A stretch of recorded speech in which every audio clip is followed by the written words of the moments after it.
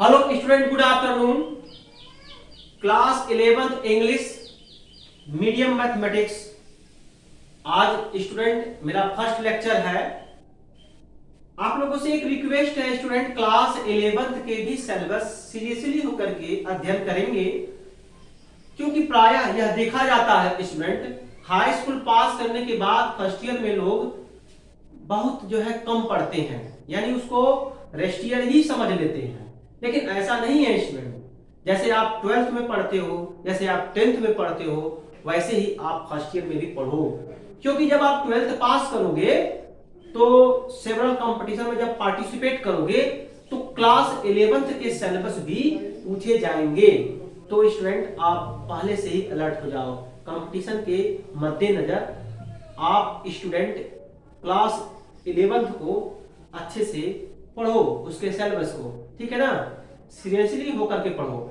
अब मैं स्टार्ट करता हूं स्टूडेंट ट्रिग्नोमेट्रिक फंक्शन, ठीक है। तो ट्रिग्नोमेट्रिक फंक्शन स्टार्ट करता हूं। Trigonometric function, trigonometric function, trigonometric function, ठीक है ना। तो स्टूडेंट अब मैं ट्रिग्नोमेट्रिक फंक्शन स्टार्ट करता हूं। ट्रिग्नोमेट्रिक फंक्शन स्टार्ट करने से पहले मैं आपको यह बताना चाहूंगा, जब मैं इस टॉपिक का नोट दिया था और ऑडियो भी दिया था स्टूडेंट, तो वहां पर आप अगर ऑडियो सुने होंगे या नोट अच्छे से स्टेप वाइज अगर आप पढ़े होंगे तो वहां पा गए होंगे स्टूडेंट कि ट्रिग्नोमेट्रिक फंक्शन तभी आप अंडरस्टैंड कर पाओगे जब सिमिलर ट्रायंगल के बारे में आपको पता हो। तो सिमिलर ट्रायंगल का कॉन्सेप्ट अगर पता होगा स्टूडेंट, तभी जो है ट्रिग्नोमेट्रिक फंक्शन अंडरस्टैंड कर पाओगे।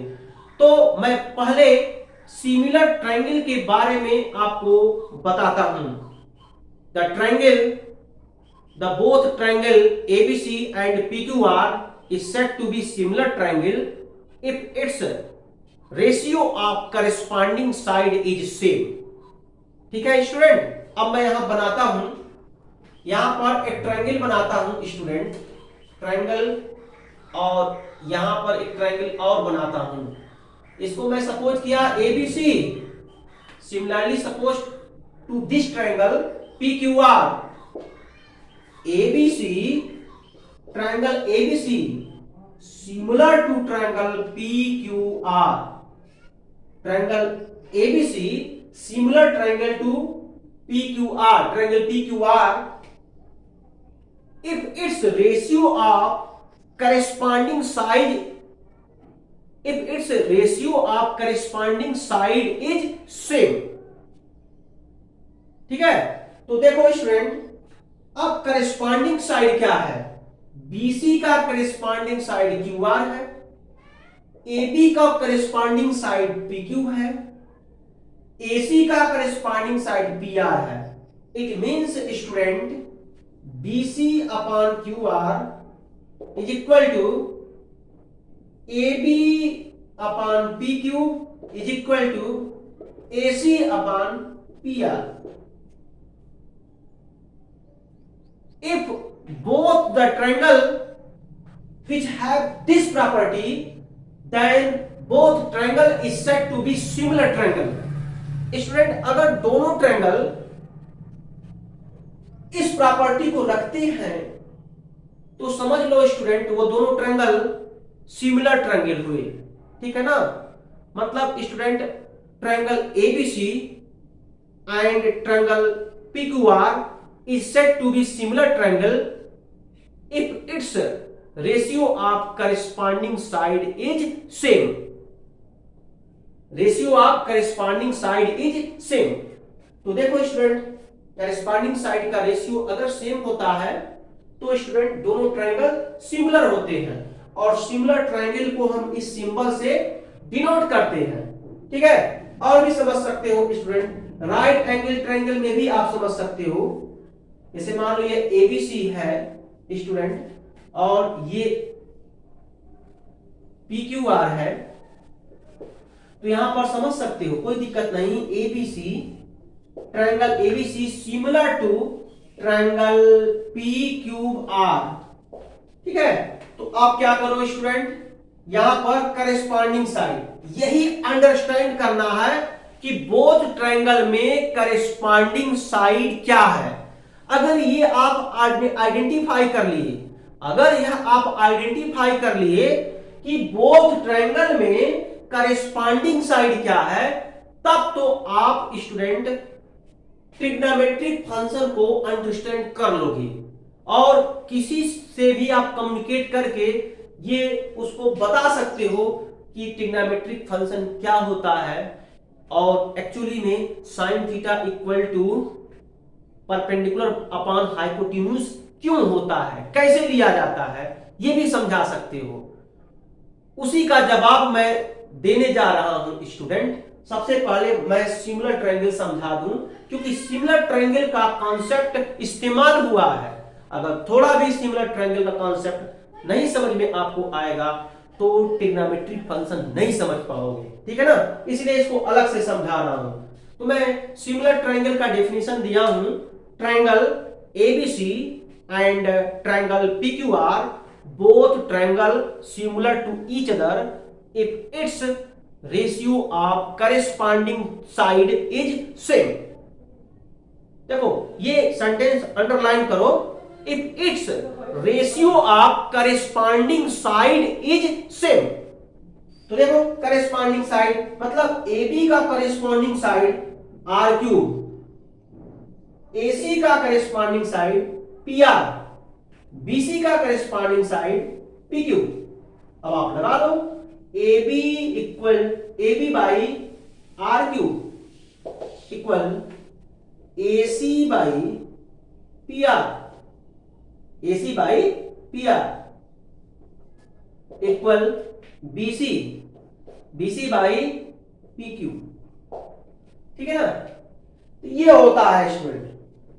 अब देखो स्टूडेंट इसमें तो थोड़ा डिफरेंट हो गया, तो साइड भी तो हम बदल दिए, साइड बदल दिए। ये कंपटीशन में भी पूछ दिया जाता है स्टूडेंट सिमिलर ट्रायंगल से। जैसे बहुत लोग रटते हैं ना, इस पर किसी तरीके रट्टा मार लिए, ये बना करके रट्टा मार लिए, ये होता है। एग्जाम में इस तरीके का दे दिया, उससे पूछ दिया, पता ये लिख कर चले आए, हो जाएगा क्या, मिस्टेक हो जाएगा, यानी रॉन्ग हो जाएगा। ये सब जो है कंपटीशन में पूछे भी जाते हैं। जैसे मान लो शिक्षक आपको पढ़ा दिया, ये वाला टॉपिक पढ़ा दिया, आपने इसको रट्टा मार लिया, ठीक है। और उसके बाद कंपटीशन एग्जाम में बैठे, मान लो पॉलिटेक्निक के एग्जाम में बैठे, ठीक है। पॉलिटेक्निक का एग्जाम जो हाई स्कूल पे बेस पर होता है ना, हाई स्कूल जो पास होते हैं वो पॉलिटेक्निक एग्जाम में पार्टिसिपेट कर सकते हैं, एंट्रेंस एग्जाम में उसके। अब जो ये तैयार करके गए, ये आ गया आपके दिमाग में, ये इसको मान लिए कि ये सिमिलर ट्रायंगल का फार्मूला है, रट लिए 20 बार इसको, उसके बाद यही लिखकर चले आए इस पर, जब ये होता है। तो आपको अंडरस्टैंड करना है कि करेस्पॉन्डिंग साइड क्या है। करेस्पॉन्डिंग साइड आपको पता हो जाएगा स्टूडेंट, तब ना ratio of corresponding side calculate करोगे। Ratio of corresponding side same होता है, यही आपको समझना है, ठीक है। तो अगर आप ये समझ गए जाएंगे तो मैं जब ट्रिग्नोमेट्रिक फंक्शन एक्सप्लेन करूंगा वो कंफर्म है आपको समझ में आ जाएगा, ठीक है ना। तो इसको नोट करो, उसके बाद हम आगे एक्सप्लेन करते हैं। Okay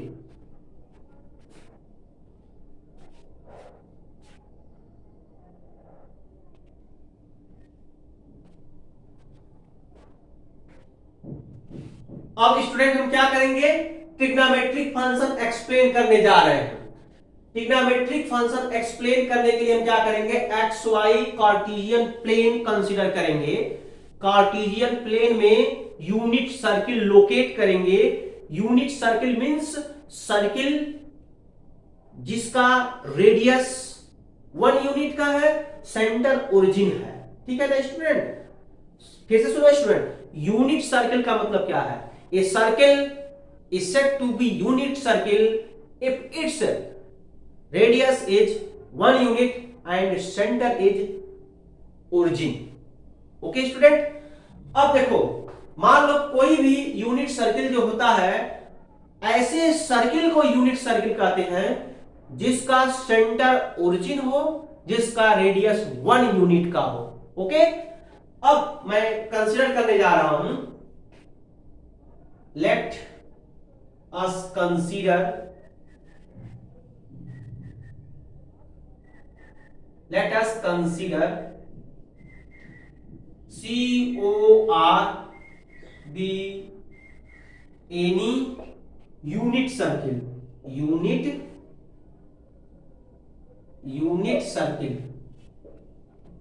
circle, its radius is 1 unit, center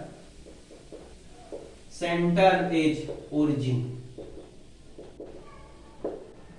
ठीक है, अब देखो COR मीन्स व्हाट, ये सर्किल का नोटेशन है स्टूडेंट। यहां से देखो इन जनरल में सर्किल हुई centre O and radius R। अब O मीन्स O का कोऑर्डिनेट ओरिजिन भी हो सकता है, ओरिजिन के अलावा भी कुछ हो सकता है, तो इसलिए यहां पर इन जनरल में लिखा है। अब चूंकि स्टूडेंट ये सर्किल जो मैं बता रहा हूं ये सर्किल यूनिट सर्किल है, अगर सर्किल यूनिट है तो कंफर्म है सर्किल का सेंटर ओरिजिन होगा और रेडियस 1 यूनिट होगा। तभी देखो मैं लिखा हूं, अगर ये सर्किल है वो किस टाइप का सर्किल है, बी एनी यूनिट सर्किल। अगर ये यूनिट सर्किल है तो यूनिट सर्किल के डेफिनेशन क्या कहता है, it's radius is 1 unit, centre is origin, and यहां लगाओ एंड सेंटर इज ओरिजिन। ठीक है, ये एक्सप्लेन है। अब देखो हम क्या करेंगे, P पॉइंट लेंगे, लिखेंगे क्या, we take point P on the circle, अब देखो स्टूडेंट यहां एक सेंटेंस और इस्तेमाल कर सकते हो, we take a point P circumference on the circle, अब circumference कहो या on the circle कहो इक्वल ही बात हुआ। तो circumference थोड़ा टिपिकल वर्ड है, circumference का मतलब परिधि होता है हिंदी में, चाहे circumference कहो या on the circle कहो यानी वृत्त पर कहो, तो वृत्त पर कोई बिंदु लो या परिधि पर कोई बिंदु लो तो बात तो बराबर हुआ स्टूडेंट। मतलब on the circle कहो या circumference कहो, circumference ऑफ द सर्किल कहो तो बात बराबर हुआ। ठीक है ना, तो आप सेंटेंस जो है खुद जो है कम्युनिकेट कर सकते हो, इसलिए मैं बोलता हूं ना आप लोग डिफरेंट टाइप का रेफरेंस बुक रखो और खुद जो है सेल्फ स्टडी करो और खुद अपना लैंग्वेज जो है क्रिएट करो। ठीक है, ऐसा नहीं है जो मैं लिखवा दे रहा हूं घर गए अब 20 बार इसी को रट्टा मार लिए, अब रट्टा मारने से काम नहीं चलेगा स्टूडेंट, खुद जो है अपना लैंग्वेज कम्युनिकेट करो। ठीक है ना, ये बात है। देखो मैं लिखा हूं, we take a point P on the circle such that इस तरीके से ये पॉइंट P लेंगे, इस तरह से ये पॉइंट P लेंगे कि angle POM equal to theta, angle POM is equal to theta comma PM perpendicular to OX, PM OX पर परपेंडिकुलर है, ऐसे शॉर्ट में लिख सकते हो। ठीक है, अब देखो we extend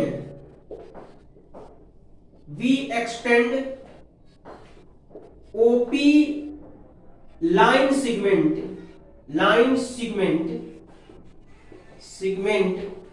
along direction of line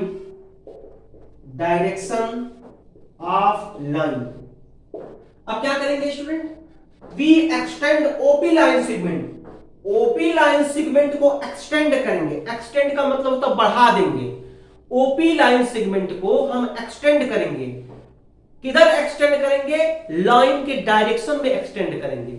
अब देखो स्टूडेंट एक्सटेंड करने का मतलब हम इधर भी एक्सटेंड कर सकते हैं, इधर भी एक्सटेंड कर सकते हैं ना, लेकिन स्टूडेंट इसमें एक रिस्ट्रिक्शन है, we extend OP line segment along direction of line का जो डायरेक्शन है उसी के अलोंग एक्सटेंड करेंगे। अब लाइन का डायरेक्शन क्या है स्टूडेंट, देखो आपके सामने ये लाइन का डायरेक्शन है, तो इसी के एलान क्या करेंगे, एक्सटेंड कर दो। तो स्टूडेंट अब क्या करेंगे, P को हम एक्सटेंड करेंगे, कर दिया एक्सटेंड, देखो कर दिया ना। अब ये जो मैं फालतू में बढ़ाया था इसको हटा दो और इसको भी हटा दो, ठीक है। we choose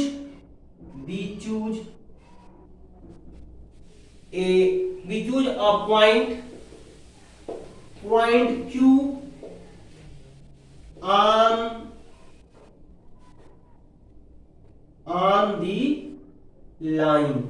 the line।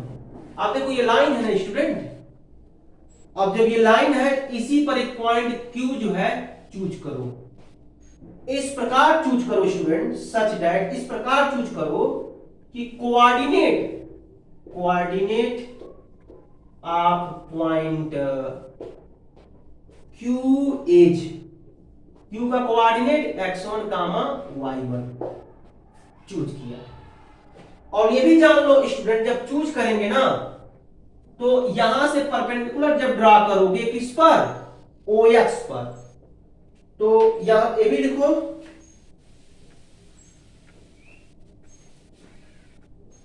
And also QN perpendicular to OX, QN OX पर परपेंडिकुलर है। अब देखो इस सेंटेंस को भी आप बदल सकते हो। अब देखो जब थोड़ा एक्सप्लेन करोगे ना, इसी चीज को आप लिख सकते हो, we draw a perpendicular distance from the point Q on the x-axis, on the x-axis। मतलब इस जो सेंटेंस को आप ऐसे लिख सकते हो, we draw a perpendicular distance from the point Q on the x-axis। तो उतना लंबा चौड़ा लिखने की क्या जरूरत है, आप स्टार्ट में भी लिख सकते हो, ठीक है। तो अगर लिख दे रहे हो तो गलत नहीं माना जाएगा, वो भी सही है, ठीक है, ये बात है। तो इतना काम हमने कर लिया, ठीक है। अब देखो स्टूडेंट, अब हम बात करते हैं ओएम का वैल्यू और पीएम का वैल्यू। स्टूडेंट हम ओएम और पीएम के वैल्यू को कैलकुलेट करना चाह रहे हैं। चलो कैलकुलेट किया जाए। अब आपको बताया जाएगा, फिजिक्स में सिखाया जाएगा कि कैसे कंपोनेंट निकालते हैं। अब देखो ओपी का कंपोनेंट एक्स एक्सिस के डायरेक्शन में जब निकालेंगे तो cos थीटा हो जाएगा, ओपी cos थीटा हो जाएगा। और ओपी का कंपोनेंट जब वाई एक्सिस के डायरेक्शन में निकालेंगे ओपी sin थीटा हो जाएगा। ये समझना है इस पर। अब देखो ओपी का कंपोनेंट x एक्सिस के डायरेक्शन में निकालेंगे, ये x एक्सिस है ना, x एक्सिस के डायरेक्शन में निकालेंगे तो ओपी cos थीटा हो जाएगा। अर्थात स्टूडेंट ओएम का जो वैल्यू हुआ वह हो जाएगा ओपी cos थीटा। और पीएम का वैल्यू क्या हो जाएगा स्टूडेंट, बताओ। पीएम देख लो, पीएम क्या है, ये मार्कर देखो, मार्कर देख रहे हो ना, वाई एक्सिस के समांतर, सॉरी ये जो मार्कर देख रहे हो ना, ये मार्कर वाई एक्सिस के पैरेलल है। जो मार्कर है वाई एक्सिस के पैरेलल, देखो मैं यहां लिखा हूं, यही है पीएम। ये जो पीएम है वाई एक्सिस के पैरेलल है। जब ये पीएम वाई एक्सिस के पैरेलल है, वाई एक्सिस वर्टिकल है। जब वर्टिकल कंपोनेंट लेते हैं स्टूडेंट, तब वहां पर साइन अप्लाई करते हैं। फिजिक्स में बताया जाएगा, वहां भी कंपोनेंट कैसे लेते हैं फोर्स का, वहां बताया जाएगा। बहरहाल मैं यहां थोड़ा बता भी दे रहा हूं। तो स्टूडेंट पीएम का जो वैल्यू होगा ओपी sin थीटा हो जाएगा, ठीक है। अब ये बताओ स्टूडेंट, ओपी का वैल्यू अगर 1 यूनिट है तो ओपी का वैल्यू यहां पुट कर दो, यहां पुट कर दो, तो ओएम का वैल्यू पीएम का वैल्यू कैलकुलेट हो जाएगा। It means student OM is equal to cos theta, PM is equal to sin theta. Okay, calculate हो गया। अब इसके बारे में स्टडी करेंगे, पहले नोट करो।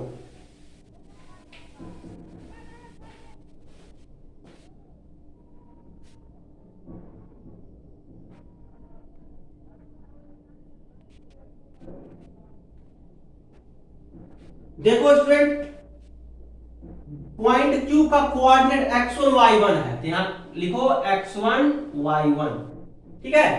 अब यहां लिखोगे triangle ONQ, ONQ n equal to 90 degree, 90 degree. अब देखो, आप हाई स्कूल के कोऑर्डिनेट में पढ़े भी होंगे, ये जो पॉइंट Q है स्टूडेंट, जरा मेरी बात को केयरफुली लिसन करना। पॉइंट Q जिसका कोऑर्डिनेट x1 y1 है, इस पॉइंट Q से जब हम परपेंडिकुलर डिस्टेंस ड्रॉ करेंगे x एक्सिस पर, तो परपेंडिकुलर बेस x एक्सिस पर जहां पर लोकेट होगा, अर्थात स्टूडेंट ये लोकेट हो रहा है, और O का N के बीच का जो डिस्टेंस होगा वो x1 के इक्वल होगा, ये आपको बताया गया होगा, ठीक है। एब्सिसा ऑर्डिनेट के बारे में बताया जाता है, ये एब्सिसा है और ये ऑर्डिनेट है, आपको पढ़ाया गया होगा स्टूडेंट। तो एब्सिसा x1 है, इट मींस स्टूडेंट यहां पर स्पष्ट लिख रहा हूं, ON का वैल्यू क्या हो जाएगा, x1 हो गया। सिमिलरली स्टूडेंट QN का वैल्यू, QN क्या है, परपेंडिकुलर डिस्टेंस है, क्योंकि y एक्सिस के पैरेलल है, परपेंडिकुलर डिस्टेंस है, तो स्टूडेंट QN का जो वैल्यू होगा वो आपका y1 होगा। अब एक साइड बचा OQ, OQ को मेजर कर लो, इसका मतलब हुआ स्टूडेंट OQ, इसको R सपोज कर लो, से R मान, ठीक है ना, R मैंने मान लिया, ठीक है।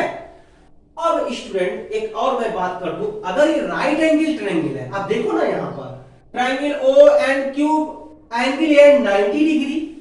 जब एंगल एंड 90 डिग्री है, it means that triangle QN, triangle ONQ is a right angle triangle. ये राइट एंगल ट्रायंगल है।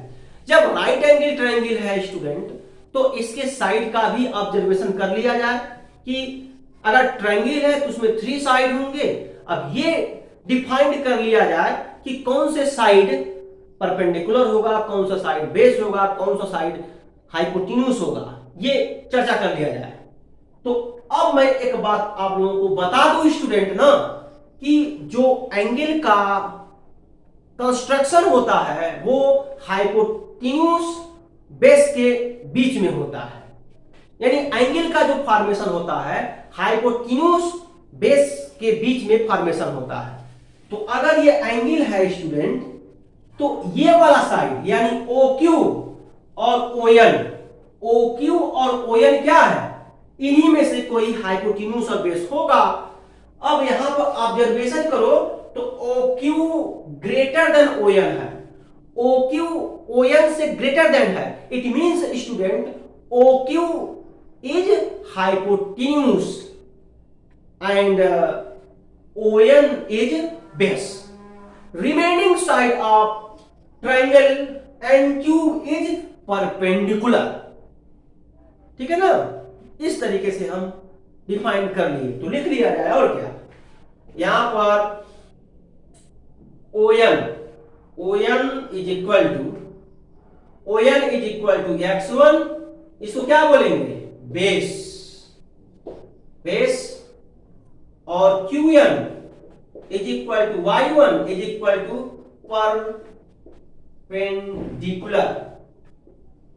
परपेंडिकुलर साइड है। और स्टूडेंट OQ जिसको हम R कहते हैं, ये हाइपोटेन्यूज होता है, ठीक है। तो वक्त आने पर मैं इसका इस्तेमाल भी कर दूंगा स्टूडेंट, ठीक है ना। अब आगे देखो,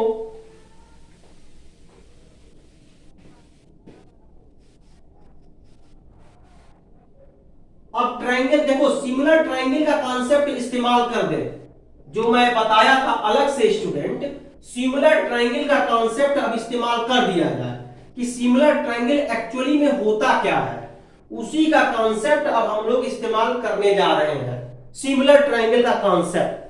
तो देख लो, triangle now, triangle OMP similar to triangle O N Q, ठीक है। अगर ये सिमिलर है तो which will imply its ratio of corresponding side is same. ये टर्निंग पॉइंट है स्टूडेंट, इसीलिए मैं अलग से इसको समझाया था। यहीं पर अगर आप समझ जाओगे तो काम जो है आसान हो जाएगा। तो इसको मैं पहले अलग से बताया भी था।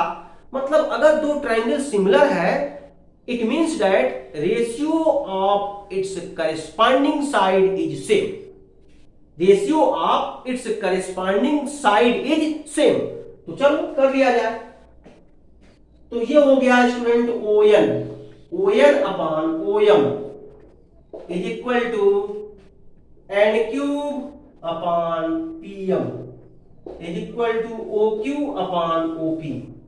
ये लिखने में अगर प्रॉब्लम हो रहा है स्टूडेंट, तो रफ में आप दोनों ट्रायंगल देखो, यहां पर दोनों ट्रायंगल में एक ही में कंबाइन किया हूं ना, आप अलग अलग कर लो। अलग अलग करने का मतलब ये है स्टूडेंट, जो बड़े वाले नहीं, देखो यहां से मैं ऐसे कर लिया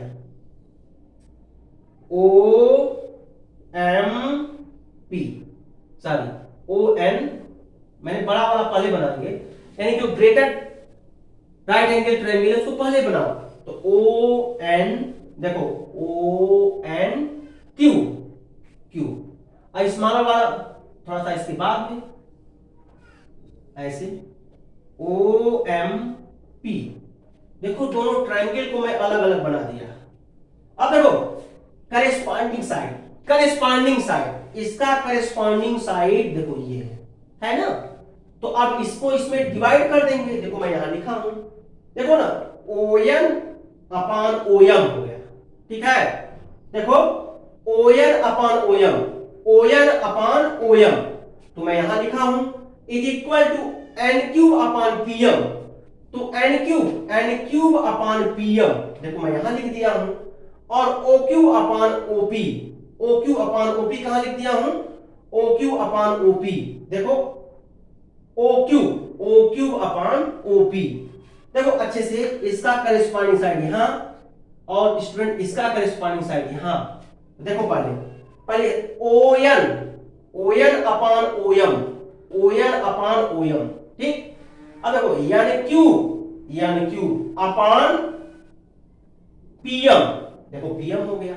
okay student, is equal to O Q, इसका करेस्पॉन्डिंग साइड ये, मतलब ये वाला साइड, तो ओ क्यू अपान ओपी, ठीक है। इस तरीके से लिखा जाता है। यही टर्निंग पॉइंट है स्टूडेंट, इसी को लिखना थोड़ा टफ होता है।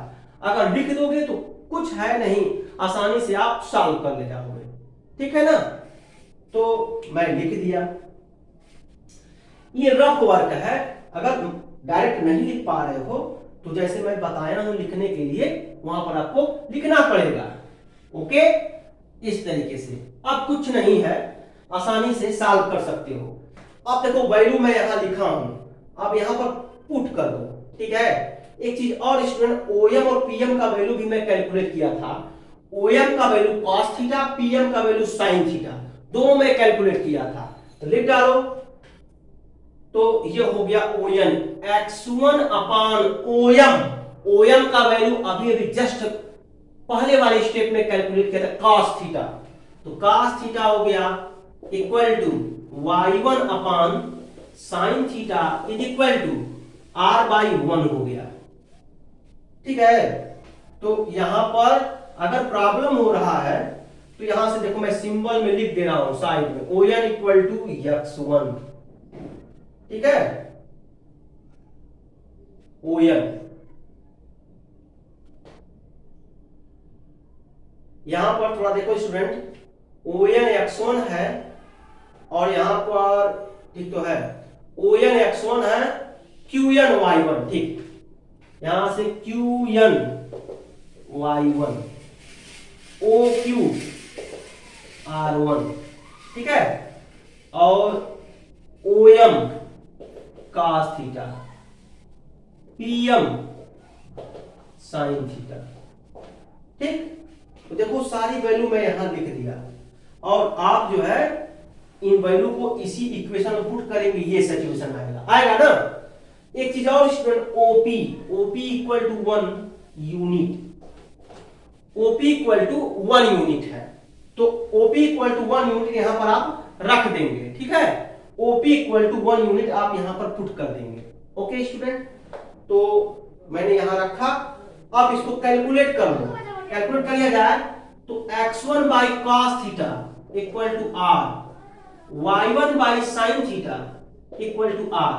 देखो r बाई 1 का वैल्यू r होता है, ये वाला फैक्टर इसके इक्वल हो जाएगा, तो मैंने यहां लिख दिया। ये वाला फैक्टर भी इसके इक्वल होगा, मैंने यहां लिख दिया, ठीक है। तो स्टूडेंट अब इसको यहां तक लिख लो, उसके बाद मैं अगला मैं सॉल्व करूंगा, अगला स्टेप, ठीक है। ओके,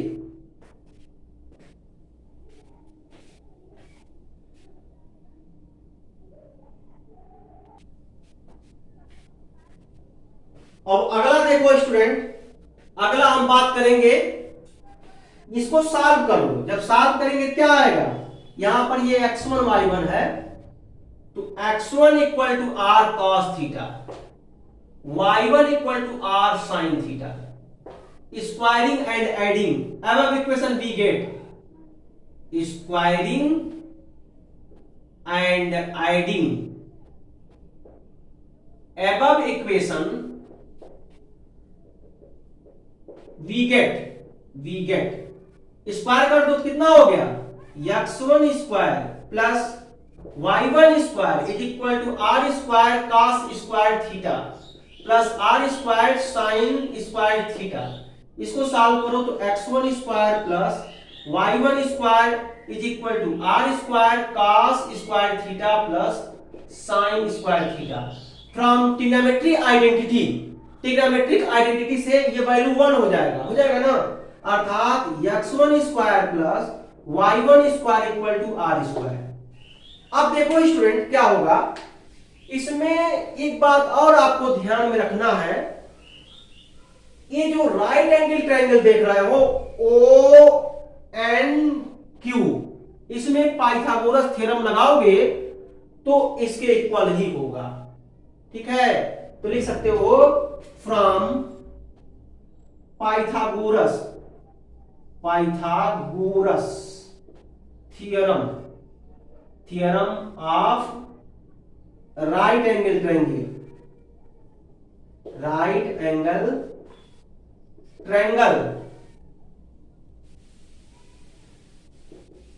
ट्रायंगल किसमें, ONQ, कितना हो जाएगा, x1 square plus y1 square equal to r square, यही होगा।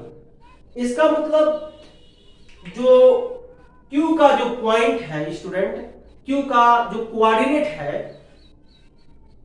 x1 y1 और x1 का जो वैल्यू है x1 equal to r cos theta, y1 equal to r sin theta, ये इस इक्वेशन को सेटिस्फाई करेगा सेटिस्फाई। आप लिख सकते हैं, आप देख भी सकते हैं, थोड़ी देर में मैं बता भी दूंगा, ठीक है। तो अब देखो क्या होगा इसके आगे का कॉन्सेप्ट स्टूडेंट यही है, क्या है, यहां पर लिखेंगे कोऑर्डिनेट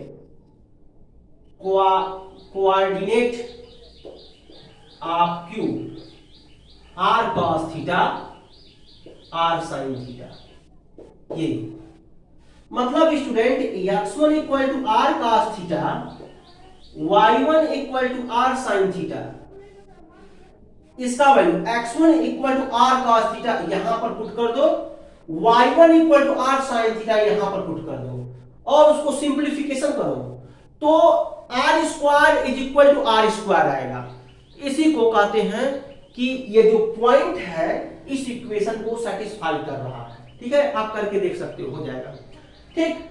तो अब इस इक्वेशन से हम एनालिसिस करेंगे, ठीक है ना। अब एनालिसिस करो, अब इनके वैल्यू को कैलकुलेट करो, ठीक है। तो आओ करते हैं।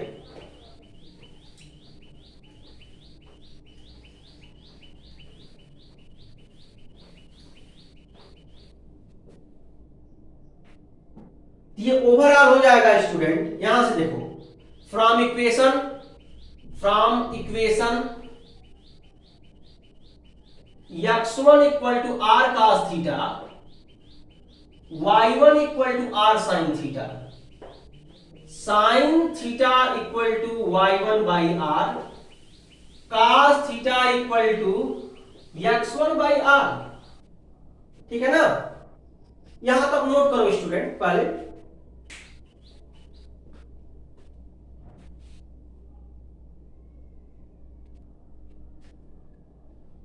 अब यहां से देखो y1 को हम क्या बोलते थे, परपेंडिकुलर, r को हाइपोटेन्यूज, x1 को बेस, r को हाइपोटेन्यूज। ठीक है, तो अब लिख लो, तो साइन थीटा इक्वल टू क्या होगा, perpendicular, perpendicular upon hypotenuse.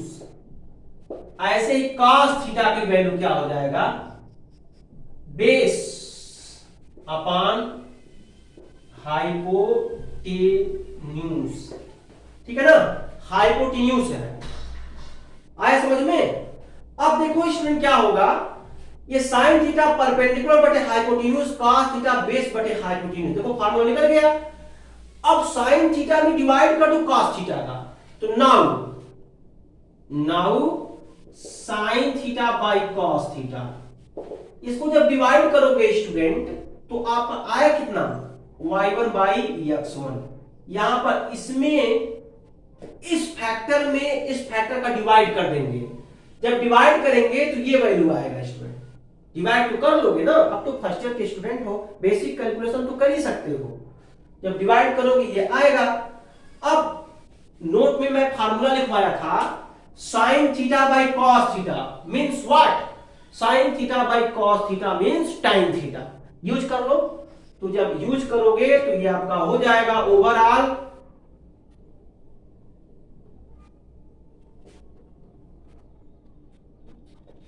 tan theta, tan theta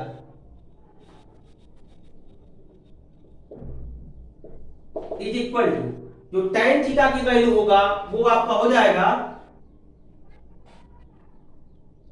tan theta is equal to, अब देखो y1 मींस क्या, y1 मींस परपेंडिकुलर, बताए थे इसके जस्ट पहले ही तो बताया था मैं। तो ये परपेंडिकुलर हो गया, परपेंडिकुलर, और ये हो गया बेस, x1 मींस बेस। ये देखो sine theta, cos theta, tan theta calculate कर दिए। 6 ट्रिग्नोमेट्रिक फंक्शन होता है student, sine theta, cos theta, tan theta and its reciprocal function. अब देखो sine, cos, tan its reciprocal function cosec sec cot होता है। तो अब वही कैलकुलेट कर लेते हैं। तो अब देखो, चलो कर लिया जाए वो भी।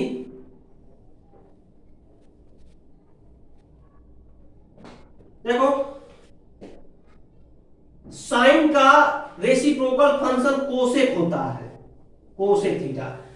इसका रेसिप्रोकल कर दो तो कितना हो जाएगा, हाइपोटेन्यूज अपॉन परपेंडिकुलर, परपेंडिकुलर। ठीक है, अब cos का रेसिप्रोकल फंक्शन सेक होता है, सेक थीटा, और इसका वैल्यू क्या हो जाएगा, जस्ट इसका रेसिप्रोकल कर दो, ये हो गया हाइपोटेन्यूज, हाइपोटेन्यूज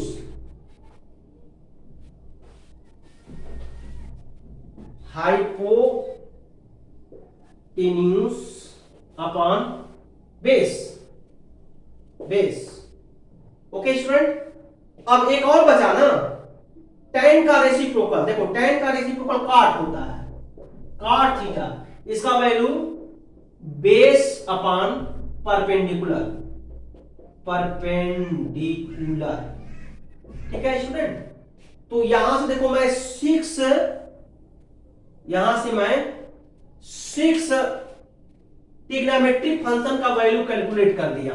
इसको थोड़ा मैं इरेज करके तब समझाऊंगा, और इसी को हम ट्रिग्नोमेट्रिक फंक्शन बोलते हैं। देखो ये देखो यहां से साइन का वैल्यू, कॉस का वैल्यू, टेन का वैल्यू, तीन ट्रिग्नोमेट्रिक फंक्शन यहां है और तीन नीचे है, ठीक है। तो इसी को हम क्या बोलते हैं, ट्रिग्नोमेट्रिक फंक्शन बोलते हैं।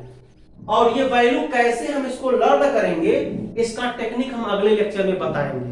शॉर्टकट टेक्निक भी होता है, उसको बताएंगे, ठीक है। तो बस स्टूडेंट आज के लिए इतना ही आप लोग कवर करो। अगले लेक्चर में हम रेसिप्रोकल फंक्शन पर फोकस करेंगे